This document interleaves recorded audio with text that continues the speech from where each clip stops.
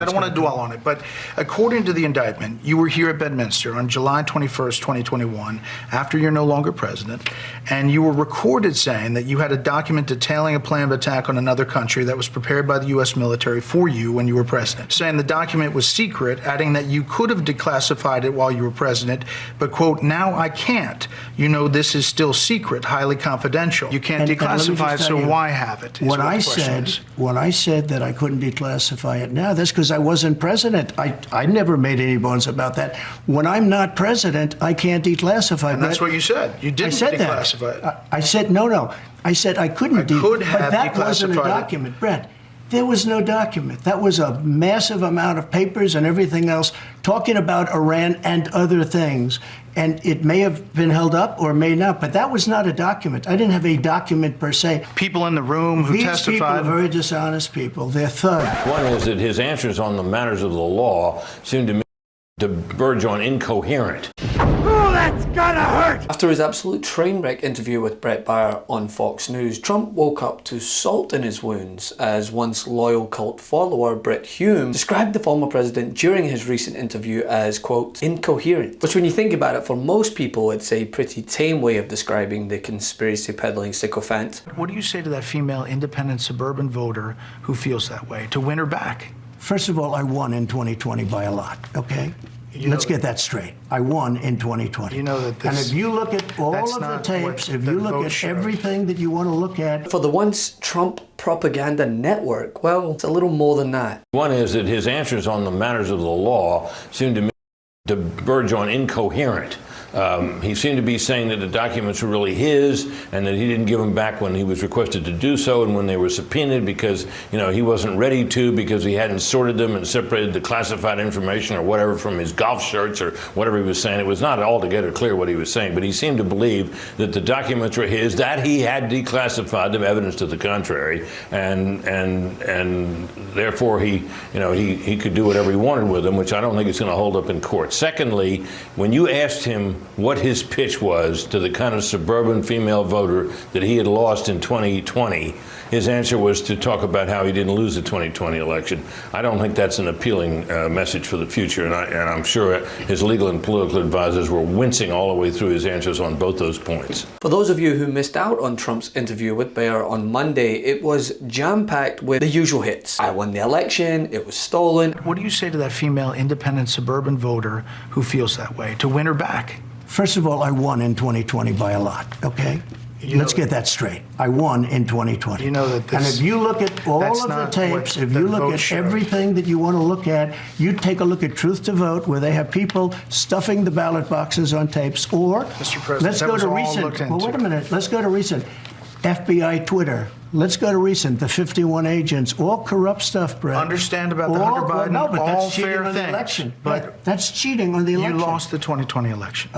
Bret, you take a look at all of the stuffed ballots. You take a look at all of the things, including things like the 51 intelligence agents. There were recounts in all of the swing states.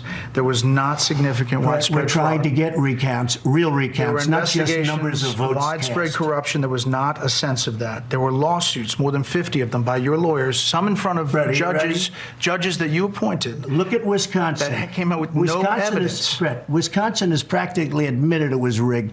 Other states are doing the same right now, and it's continuing. There have been reviews of every potential case of voter fraud in 6 battleground states, and they found fewer than 475 cases. You know why? Because they didn't look at the right things. Okay, Bret. are you going to be counting? They were counting ballots, not the authenticity of the ballot.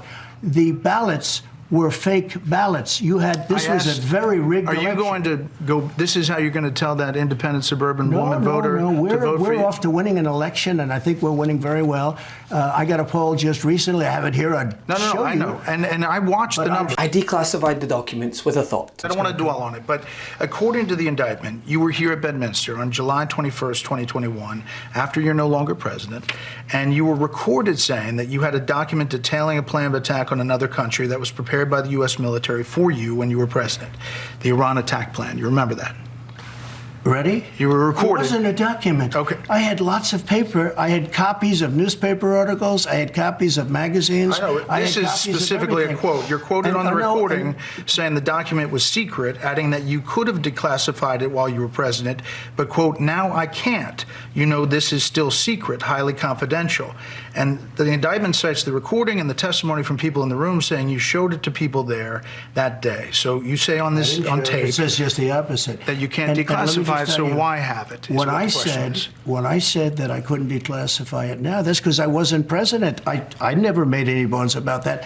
When I'm not president, I can't declassify. And that's what you said. You didn't declassify it. I said no. I said I couldn't. Could have but that wasn't a declassified it. document, Bret. There was no document. That was a massive amount of papers and everything else talking about Iran and other things. And it may have been held up or may not, but that was not a document. I didn't have a document per se. There was nothing to declassify. These were newspaper stories, magazine stories, and articles. I'm just saying what the indictment says. Well, the recording and the people in the room who testified. These people are very dishonest people. They're thugs. They're thugs. If you look at what they've done to other people, what they've done to, and overturned in the U.S. Supreme Court, these are thugs. Only unlike, say, Hannity, who just changes the subject whenever the Trump train derails from its already way wayward track, Baier pushed him on mostly all of his fallacious talking points. The suggestion was that you wanted this as evidence that the military, the chairman of the Joint Chiefs, General Milley, had preemptively sent you plans for a possible attack on Iran and that you didn't order that to happen. That's the suggestion. I never ordered it to happen, no. But that's why you wanted the document.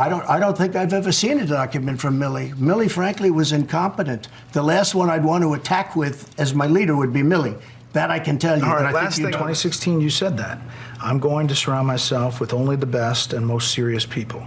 Well, I did do that. This and we time, had tremendous, look, we had the best economy we've ever had. The world has ever seen. Your Vice President, Mike Pence, is running against you. Yeah. Your Ambassador to the United Nations, Nikki Haley, she's running against you. Your former Secretary of State, Mike Pompeo, said he's not supporting you. You mentioned National Security Advisor John Bolton.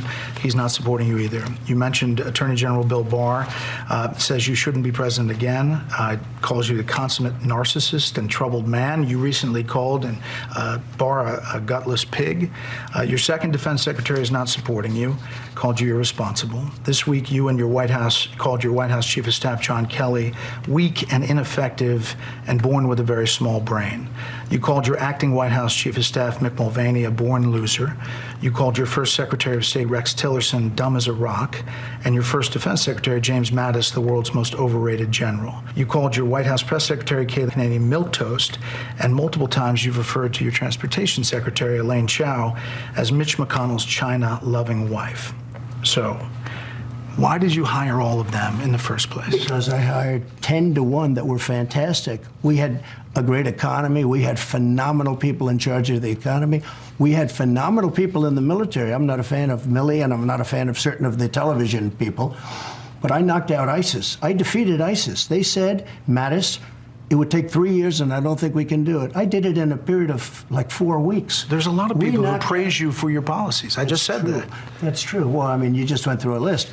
But don't forget, for every one you say, I had 10 that love us.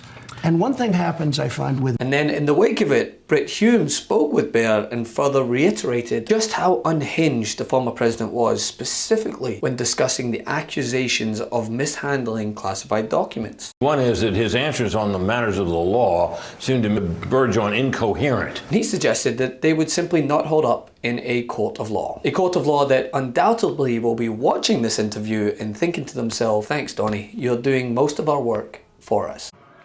In my administration, I'm going to enforce all laws concerning the protection of classified information. The only way NARA could ever get this stuff, this back, would be please, please, please, could we have it back? And they please, asked for that. Because they have no, we They were did talking. ask for it. No, and they said, I gave can you them give the some, documents back? and we were talking. And then they said they went to DOJ to subpoena you to get them Which back. they've never done before. Right.